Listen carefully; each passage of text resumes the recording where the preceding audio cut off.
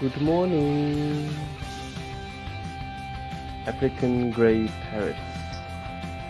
They are an endangered species in the wild and have been captured by poachers, if you want to call them that, for the pet industry because they are quite expensive birds and people make a lot of money off of them. So in the wild they're being endangered, in fact not just through people catching them to sell them in pet shops, but also their natural environment being destroyed through agriculture. So we are not just destroying animals for poaching them, but we're also destroying them and killing them for taking their environments. Here at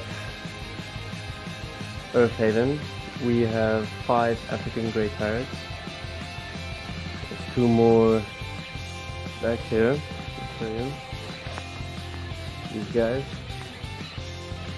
And they have an aviary that is in need of more toys and some greens. We at some point had over 20 plants in here which got devoured in the first 2 months. So we're now just putting in dry sticks so they can chew, making them toys, and yeah, they can fly. We don't cut their wings because they have enough space. And I would like to see if we can rehabilitate about 5 more African grey parrots to support them, not for selling. First, let's help those in need.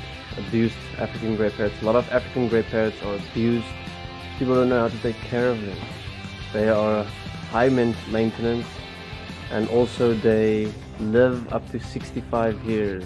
So it's an animal for life.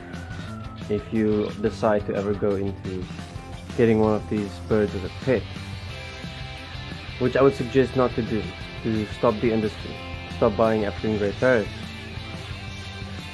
stop the trade, and rather look at how can we, through Earth Haven in the future, purchase land where it's their natural habitats and protect them and give back to them land. Thank you.